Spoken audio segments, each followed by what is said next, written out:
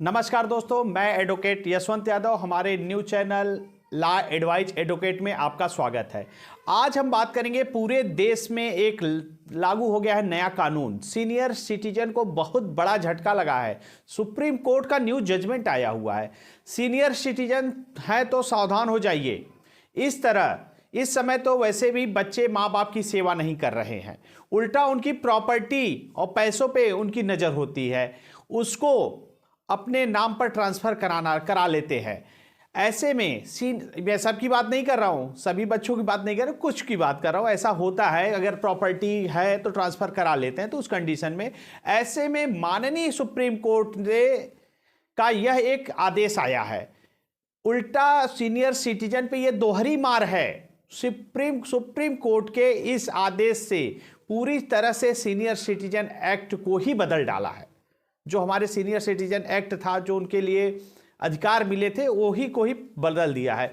जो व्यक्ति senior citizen होता कौन है? जो व्यक्ति 60 साल की वर्ष उम्र पार कर लेता है उसे सीनियर सिटीजन आते हैं, उन्हें ही सीनियर सिटीजन कहा जाता है।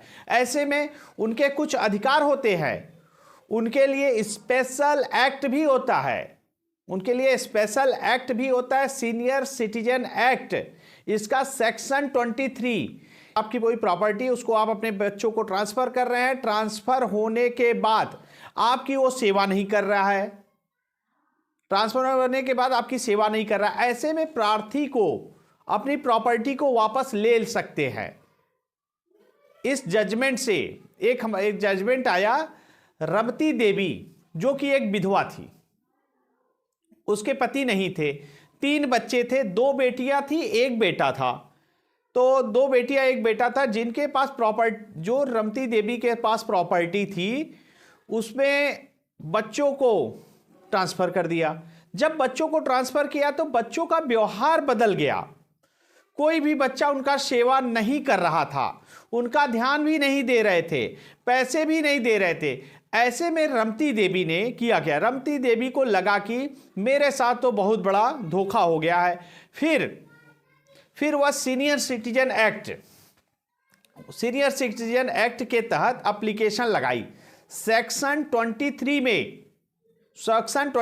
में उसका हवाला देते हुए प्रॉपर्टी को वापस लेने की मांग को किया कि प्रॉपर्टी को हमें वापस दिया जाए। ऐसे में बेटे ने क्या किया था? बेटे ने अपनी प्रॉपर्टी को किसी और को बेच दिया था। बेटा को जो 1 बेटा था, 2 बेटी थी। एक बेटे ने तो अपनी पूरी प्रॉपर्टी को ही बेच दिया था जो उनको मिला था, जिसमें से 2 बेटियां जिनके पास प्रॉपर्टी होती है। ऐसे में केस चलता है, वो केस थोड़ा लंबा चलता है।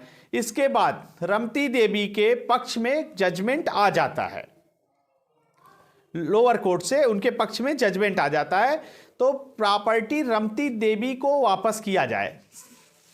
सेक्शन 23 में ये कोर्ट ने उनको जजमेंट दे दिया रमती देवी को कि प्रॉपर्टी उनके पक्ष में वापस दे दिया जाए। लेकिन बेटियां इस आदेश को high court, Chandigarh high court में चैलेंज कर देती हैं।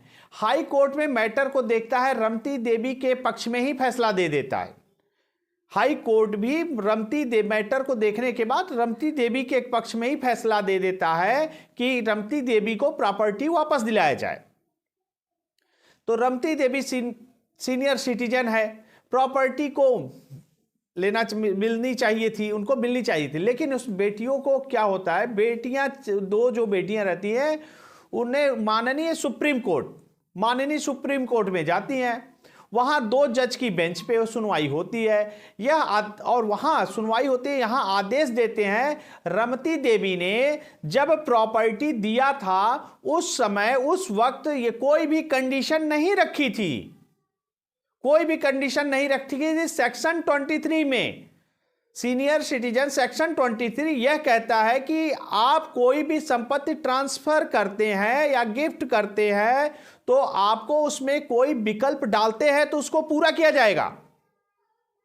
कोई विकल्प डालते हैं तो उसको पूरा किया जाएगा। यदि कोई विकल्प नहीं डालते हैं तो नहीं माना जाएगा। और निचली अदालत में जो फैसला दिया था उसे अमान्य कर दिया, उसे नहीं अमान्य कर दिया। और 2 बेटियों के पक्ष में रमती देवी के खिलाफ आदेश दे देती हैं। यह प्रॉपर्टी अब बेटियों की ही रहेगी। रमती देवी ने केस को हार जाती हैं। तो मैटर पूरा पूरा साफ साफ है। सीनियर सिटीजन एक्ट सेक्शन 25 में अगर कोई प्रॉपर्टी को गिफ्ट किया जाता है तो उस पर विकल्प देना पड़ेगा कि आप प्रॉपर्टी में विकल्प डालिए कि मेरे जिंदा रहते ये प्रॉपर्टी को बेचा नहीं जा सकता है।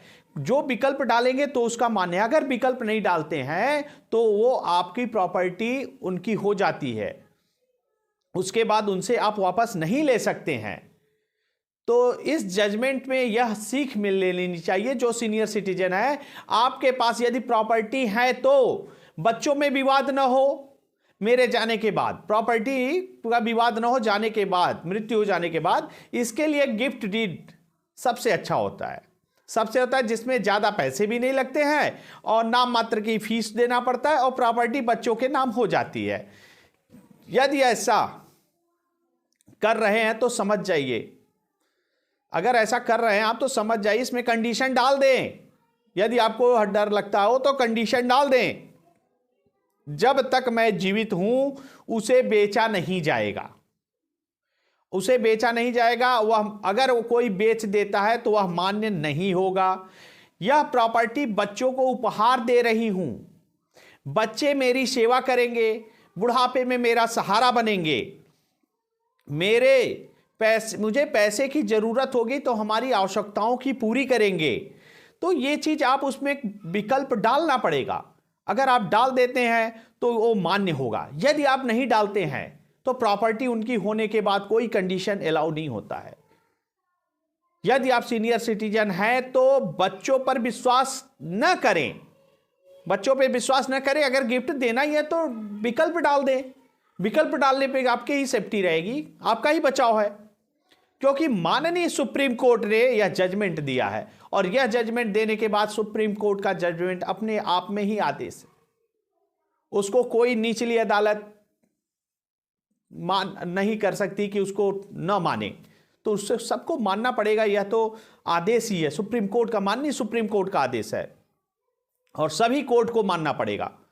तो इसलिए कोई भी दिक्कत हो, परेशानी हो, ये हमारा व्हाट्सएप नंबर है, आप हमसे संपर्क कर सकते हैं। और ये जजमेंट जो मैं केस आपको बता रहा हूं रमती देवी का, ये जजमेंट की कॉपी भी आपको चाहिए तो आप हमसे व्हाट्सएप पे हमसे संपर्क कर सकते हैं। हमारा मोबाइल नंबर ये है, आप हमसे संपर्क करके मैं आपको इसकी जजमेंट की कॉपी भी प्रोवाइड कर दूंगा।